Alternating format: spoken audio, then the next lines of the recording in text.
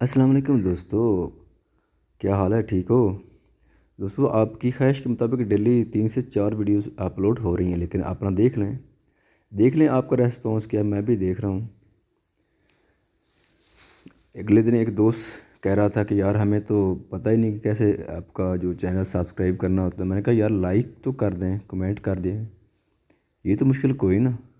باقی چلو ٹھیک ہے کہ آپ کو پتہ نہیں کہ کس طرح اس کو سبسکرائب کرنا ہے، لیکن لائک تو بالکل یہ آسان ہے نا. انگوٹھے سے بس لائک کے بٹن کو دبا دینا ہے اور کمنٹس میں اوکے لکھ دینا ہے. بس یہ آپ کی طرف سے ہمارے لیے ایک چھوٹا سا گفٹ ہوگا.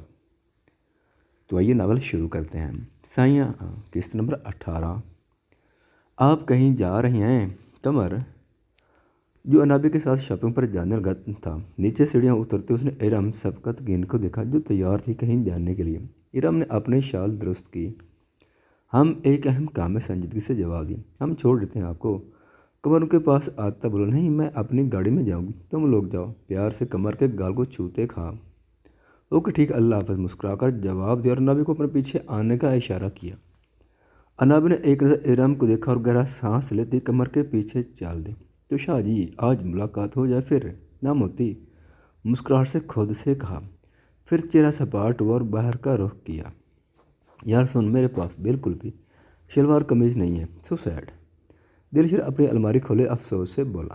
تو اس میں کیا ہے؟ سب کو تم پتہ ہے، تم کینیڈا سے آئے ہو، وہاں زیادہ پینٹ سے پہنے جاتی ہیں. سیف نے عام سے لہجے میں کہا. ہاں لیکن یار. وہ اس کے پاس صوفے پر بیٹھا. دیکھا میں نے اس حویلی کے مردوں کو. کیا تم لوگوں کی پرسنالٹی ہے؟ آئی مین زامل کیف بھائی، تم اور وہ ہیرو احسام شاہ، کیا کمال لگتے ہو شلوار قمیض میں. میرے پاس بھی ہونی چاہیے. دلشیر نے اسے دیکھتے کہا. اچھا تم شاہ حویلی کے مردوں کو آئیڈیلائز کر رہے ہو؟ سیف کو ہنسی ہے. ہاں نا، اب تک کوئی اچھا ملا ہی نہیں جسے دیکھ کر جوش چڑھتا. دلشیر نے کندھے اچکاتے کہا. اچھا چل مان لیتے ہیں، وہاں سے خرید لینا. سیف نے اس سے کہا تو دلشیر فوراً مان گیا. دونوں مال کے لیے نکلے. گاڑی مال کے باہر رکی تو اس نے حیرت سے اتنی بلند عمارت کو دیکھا. کیا ہوا؟ کیا دیکھ رہی ہیں؟ قمر اس کی آنکھوں میں حیرت دیکھ کر بولا. یہی کہ شہر میں کتنے کی بڑی بڑی عمارتیں ہوٹلز ہیں. ہمارے گاؤں میں تو سب سے بڑی ہماری حویلی، اور اس کے بعد کوئی ایسی جیسی بڑی حویلی یا گھر نہیں. مال کو گھورتے ہوئے وہ انہماک سے بولی. مجھے بولا نہیں کہ مسز انابیہ یونیورسٹی جاتی تھی. وہ اس کی بات پر ہلکی سی شرارت سے طنز کر گیا. انابیہ نے اسے دیکھا جو آنکھوں میں نرم شرارت لیے اسے دیکھ رہا تھا. ہاں لیکن مجھے ڈرائیور لینے آتا تھا. حویلی کے گیٹ سے گاڑی شروع ہوتی اور یونیورسٹی کے گیٹ کے بالکل سامنے رکتی. میں نے کبھی گاڑی سے باہر نہیں دیکھا، نہ ہی کبھی اتری، نہ کبھی ایسا موقع آیا. سادگی سے اس کی طرف دیکھتے جواب دیا. اس کی اتنی معصومانہ لہجے پر قمر کو ٹوٹ کر پیار آیا. آگے بڑھ کر اس کے ماتھے پر بوسہ دیا. اس لمحے میں ہمیشہ کی طرح سکون تھا، لیکن اس کی نظریں بے اختیار جھک گئیں. پہلے آپ صرف انابیہ شاہ تھیں، اب آپ قمر کی بیوی، اس کی عزت، اس کی چاہت ہیں. مسز قمر ہیں آپ. جب تک میری زندگی ہے تب تک تو آپ ہر وہ لمحہ اپنی زندگی میں پائیں گے جس کی کبھی آپ نے چاہ کی ہوگی. اس کی جھکی نظروں پر آنکھیں لگائے جذب سے کہا. انابی نے پلکیں اٹھا کر اسے دیکھا. اسے نہیں یقین تھا کہ کوئی ایسا اجنبی بھی مل جائے گا جو اس کی خواہش تک کا احترام کرے گا. مسز ہوش میں آ جائیں، میں اس سے بھی زیادہ محبت کر سکتا ہوں. آنکھ میں شرارت لیے وہ دوبارہ سے بولا تو وہ ہوش میں آتی مسکرا کر سر جھکا گئی. اور قمر جانتا تھا کہ وہ اس لمحے کو روک دے جس میں انابی کی مسکان تھی. وہ سائڈ سے اترا اور اس کی طرف آیا اور دروازہ کھولا. انابی نے اس کا پھیلا ہاتھ دیکھا. جھجکتے ہوئے اپنا ہاتھ اس کے ہاتھ میں دے دیے اور وہ اس کی تقلید میں اندر کی طرف بڑھ گئی. سیف نے گاڑی پارکنگ روکی.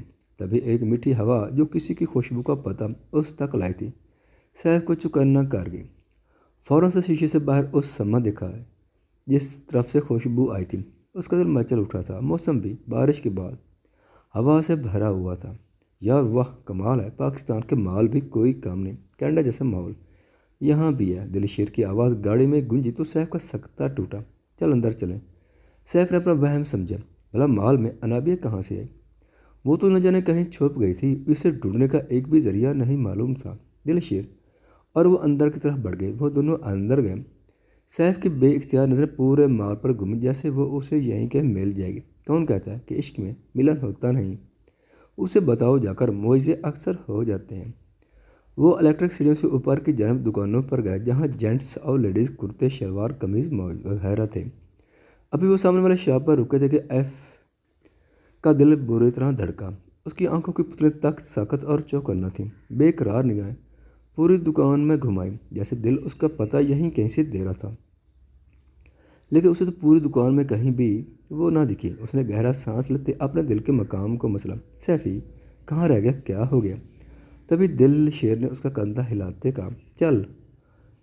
سر جھٹکتا وہ اس کے ساتھ سٹول پر بیٹھ گیا۔ یہ اچھا ہے، اس کے سامنے پنک رنگ کا فراق پھیلاتے قمر نے پوچھا۔ یہ بہت کامدار ہے، انب نے ہلکی آواز سے قمر کو کہا۔ اس کے پاس ہی تو تھا۔ 2 انگلیوں سے نقاب ہمیشہ چہرے پر کر رکھا تھا، لیکن اصل قاتل تو آنکھیں ہوتی ہیں جو کھلی چھوڑ دی جاتی ہیں۔ تو کیا ہے؟ قمر کو اس کی منطق عجیب لگی۔ میں نے گھر میں پہننے ہیں، کوئی سیدھے سادھے لے، یہ رنگوں نگینوں سے بھرے ہیں، میں کیسے پہنوں گی؟ اس کی طرف جھکتے ہوئے پھر سے ہلکی آواز میں کہا۔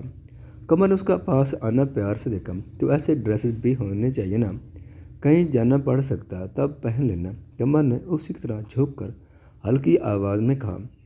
انابی نے آنکھیں چھوٹی کر کے اسے دیکھا جو اس کی نقل اتارا تھا۔ قمر کا کہکا چھوٹ گیا۔ جو مرضی لیں آپ۔ اس کے بازو پر ہلکی سی چٹکی کاٹ دے گا۔ قمر نے ہنسی ضبط کرتے اپنا بازو دیکھا جہاں اس نے چٹکی کاٹی تھی۔ یہ کافی خوش آئند بات تھی، وہ اس پر حق سمجھنے لگی تھی۔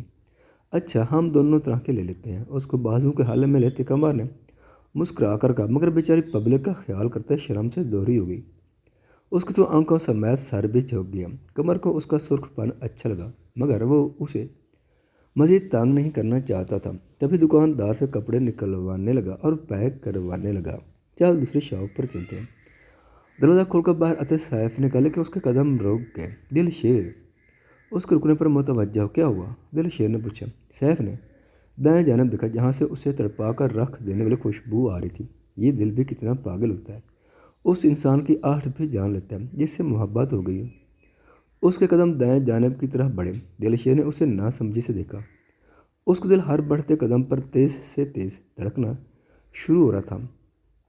اس کو خوشبو کی مہک بے حد تیز آنے لگ گئی تھی۔ اس کے قدم جہاں رکے وہاں سے کوریڈور مزید دائیں کی طرف مڑ جاتا تھا، اور اس کا دل اتنی قریب سے خوشبو پر ڈر بھی رہا تھا اور پریشان بھی ہو رہا تھا۔ سیف یوسف شاہ کے ساتھ ایسا کبھی نہیں ہوا تھا کہ ایک لڑکی اس کے حواسوں پر چھا جائے، اس کا چین اس کی نیندیں اڑا کر لے جائے اور اب اس کے آس پاس ہونے کا شبہ ہو۔ دھڑکتے دل سے اس نے دائیں طرف رخ موڑا تو جیسے سما ٹھہر ہی گیا ہو، جیسے اسی کے لیے سیف کا دل بنایا گیا ہو، جیسے اسی پال کے لیے دل کا سکون لکھا گیا ہو۔ وہ سامنے تھی، 15-20 قدم دور، اس طرح چہرے پر نقاب لیے دکان کے باہر کھڑی، اندر دکان میں جھانکتے ہوئے۔ سیف کو جیسے ایک زندگی اور دے دی گئی۔ جس لڑکی کو خود بنی کے لیے پیش کیا تھا وہ کب اس کے دل کی راجدھانی سنبھال گئی پتہ ہی نہیں چلا، اور اب اس کے سامنے تھی، بے حد نزدیک۔ کیسے وہ اپنی حالت بیان کرتا؟ اس کے قدم خود بخود اس کی طرف بڑھے۔ مہر، کیا ہوا جو دل کھو گیا؟ اس کے قدم لڑکھڑا رہے تھے۔ اتنا بھاری کیوں لگ رہا تھا اس کے پاس جانا، اس کو چھونا؟ بے لیا، عشق میں خدا مل گیا۔ لڑکھڑاتے قدم اس کی طرف بڑھ رہے تھے۔ آنکھوں میں نمی تھی، سینے میں ملن کی آگ لگ گئی تھی۔ وہ اسے یقیناً اب لے جانے کی نیت سے پاس جا رہا تھا، لیکن وہ دیکھ نہیں رہی تھی، اسے گردن تک نہیں موڑ رہی تھی کہ سیف پر نظر پڑتی۔ تبھی کچھ قدم کی دوری پر اس نے ایک مرد کو دکان سے نکلتے دیکھا جو انابیہ کے پاس آ رہا تھا۔ اس کا دل مرچوں سے بھر گیا۔ کون تھا جو اس کی طرف بڑھ رہا تھا؟ سوری، بس پیمنٹ کیش میں چاہیے تھی انہیں۔ خیر چلے۔ دوسرے ہاتھ میں سارے بیگز پکڑتے ایک ہاتھ انابیہ کے سامنے پھیلایا۔ انابیہ اس سے پہلے کہ وہ قمر کا ہاتھ تھامتی، سیف کے لب خود بخود اس کا نام اونچا کیے اٹھے۔ بیا کے وقت دونوں مڑے۔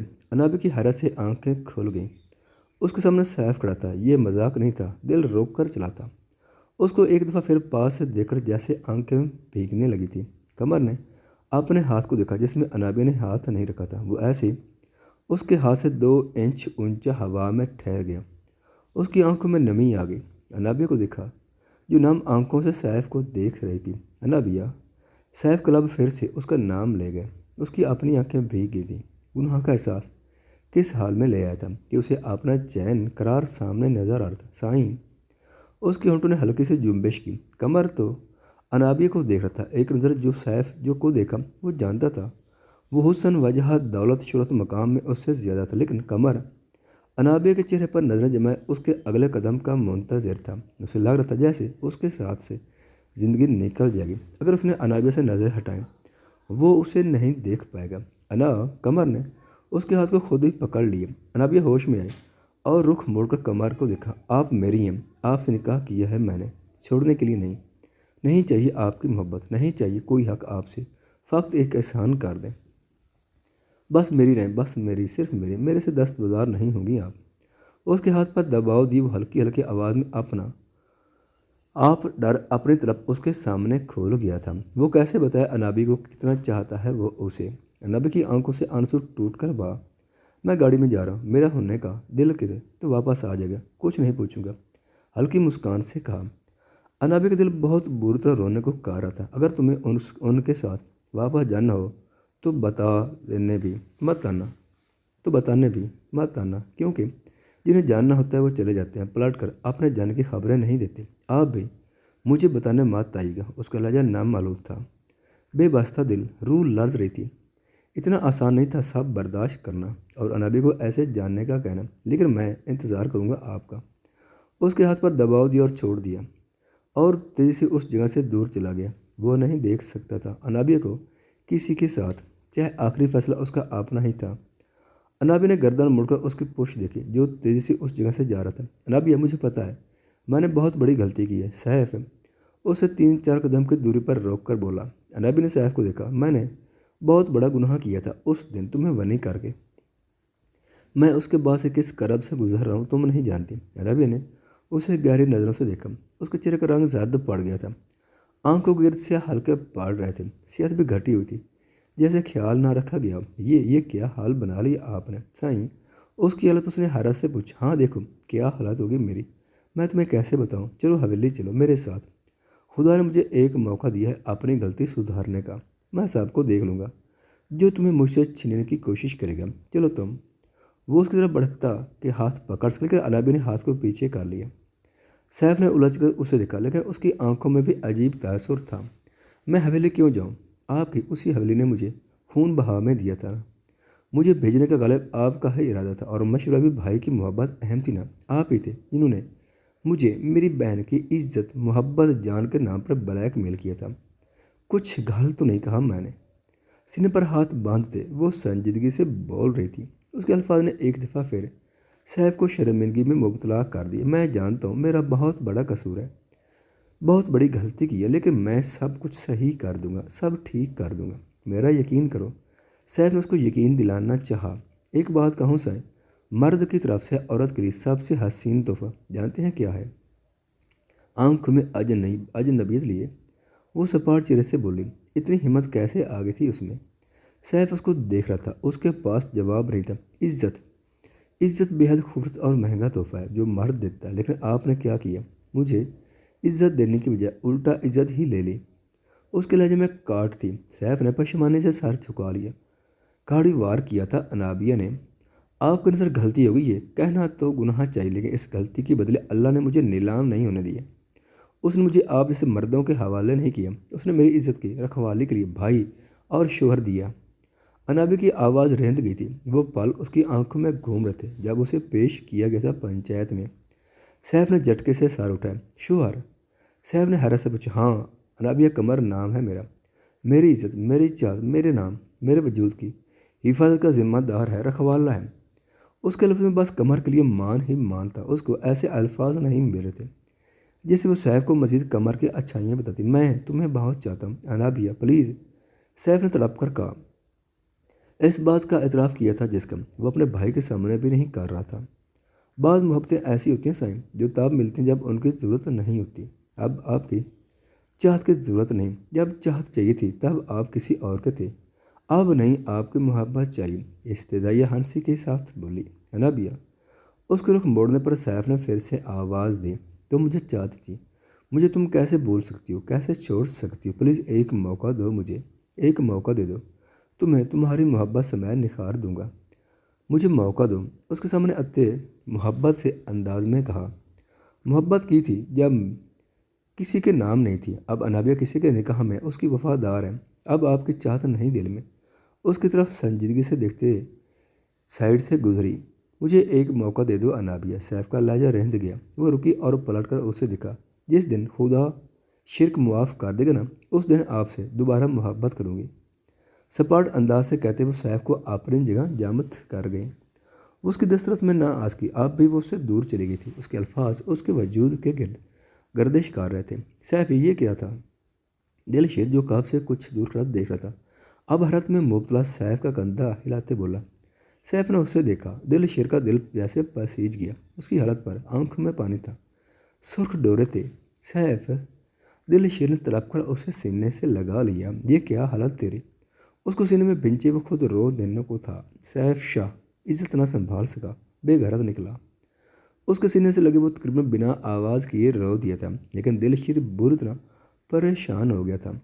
وہ سیٹ کے ساتھ سہل گئے آنکھیں بند کر کے بیٹھا تھا، جیسے امید تھی کہ وہ آئے گی۔ بے شک وقت بہت ہو گیا تھا، لیکن وہ اپنی بات پر قائم اس کے انتظار میں تھا۔ کچھ پل ہی گزرا تھا کہ دروازہ کھلنے کی آواز پر وہ چونکا، مگر سر نہیں اٹھایا، نہ آنکھیں کھولی۔ جن سے محبت کی جائے ان کی آہٹ کا پتہ نہ لگے تو پھٹے منہ ایسی محبت پر۔ وہ جان گیا تھا کون ہے، لیکن پہلے اس سے چاہتا تھا۔ وہ اندر بیٹھی دروازہ بند کیا اور گردن مڑ کر اسے دکھا۔ اسے بھی علم تھا کہ وہ سویا ہوا نہیں۔ ایسی صورتحال میں سوتا کون ہے؟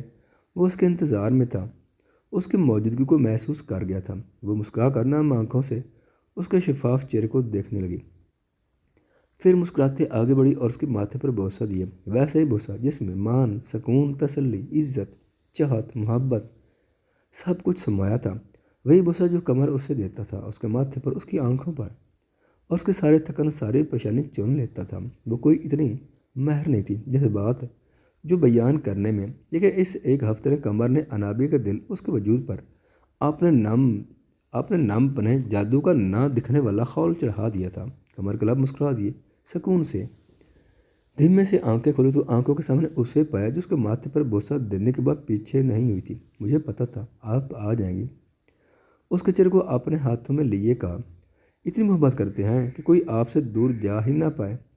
اس کی آنکھوں پر بوسہ دیتے وہ دل جمی سے بولی، قمر تو سر شار ہو گیا تھا۔ اس نے خود پہل کی تھی، آگے بڑھ کر ہاک سے بوسہ لیا تھا۔ کیا کروں، آپ کے معاملے میں دل پر اختیار نہیں رہتا۔ اس کے ماتھے پر بوسہ دیا تو وہ مسکراتی اس کے سینے پر سر رکھ گئی۔ تبھی پاس میں لگے گانے نے دونوں کو متوجہ کیا۔ دو منچلے اپنے موبائل میں سنتے ہوئے پاس آ کر رکے تھے۔ میں نے سپنے آندے نے وے تو چڑھا پھردا کوئی، تیری میری اڑیا وے لگو ٹچ بٹنا دی جوڑی۔ یہ بے شک گانا تھا، لیکن قمر اس کے لیرکس پر ہنستے انابیہ کو دیکھنے لگا۔ کیا پنجابی آتی آپ کو؟ آپ نے جگہ بیٹھتے چادر اچھے سے لیتے پوچھا۔ ہاں، اس گانے کا مطلب ہے جس طرح ٹچ بٹن ہوتے ہیں دو، لیکن ایک جوڑی، ایک کے بغیر دوسرا ادھورا اور فالتو ناکارم، اس طرح آپ اور میں ہیں، آپ کا پتہ نہیں، لیکن آپ کے بغیر میں تو ناکارہ ہوں۔ گاڑی سٹارٹ کرتے محبت سے کہا، میرے ساتھ رہنے کی آج سے دعائیں شروع کر دیں آپ، بغیر والا معاملہ اب نہیں چلے گا۔ شیشے کی طرف دیکھتے سرخ چہرے سے کہا۔ قمر نے اس کی بات پر محبت سے دیکھا۔ یہ دعائیں ہی ہیں جو آج آپ میرے پاس ہیں، میری ہیں۔ اس کے ہاتھ کو اپنے ہاتھ میں لیتے کہا تو وہ مسکرا کر سر جھکا گئے۔ قسمت سے تم ہم کو ملے ہو، کیسے چھوڑ دیں گے؟ بلیک سیوک شاہ حویلی کے سامنے رکی۔ ارم سبکتگی نے شیشے کو نیچے کرتے حویلی کو دیکھا۔ انہیں نہیں پتہ تھا کہ وہ دوبارہ کبھی اس حویلی میں آئیں گی۔ دروازہ ڈرائیور نے کھولا تو وہ بڑے ٹھاٹھ سے اتری اور سر اٹھا کر حویلی کو دیکھا، جو سرخ رنگ کی بڑے شان سے کھڑی تھی۔ ویسی ہی شان، ویسا ہی روپ تھا جو کبھی ان کے وقت میں ہوتا تھا۔ وہ ہنس دی۔ وقت بہت بڑا دشمن تھا ان کا، سب لے گیا، اور قدم اندر کی طرف لے گئے۔ پہلا قدم رکھا تو نظر آمنے سامنے بنے زنان اور مردان خانے کی طرف گئے۔ زندگی جو یہاں گزری تھی وہ پھر سے آنکھوں کے سامنے آ گئی۔ سر جھٹک کر وہ اندر بڑھ گئے۔ لانج میں بی جان صوفے پر بیٹھی چائے پی رہی تھی اور مہم ان کے پاس بیٹھی کوئی بات بتا رہی تھی۔ ارم سبکت گن کے نظر سامنے فرین شاہ کے چہرے پر ٹیک گئی۔ کسی کی موجودگی کو محسوس کر فرین شاہ نے سر اٹھایا تو آنکھیں پھٹی کی پھٹی رہ گئی۔ ہاتھوں سے چائے کا مگ چھوٹ کر لڑھک گیا۔ مہم بدک کر اٹھی اور حیرت سے دونوں کو دیکھا۔ فرین شاہ کانپتے جسم سے اپنی جگہ سے اٹھی۔ ارم سبکت گن سائڈ طرف سے ہنسی۔ میرا انا اتنا وحشت ناک نہیں تھا جتنا تمہیں محسوس ہوا، فری میری بہن۔ اپنے شال کو ایک طرف سے بازو پر ٹھیک کرتے تنزیہ کہا، شاہ حول کی در و دیوار جیسے چوکنا ہو گئے تھے۔ اس ہستی کے قدم رکھنے سے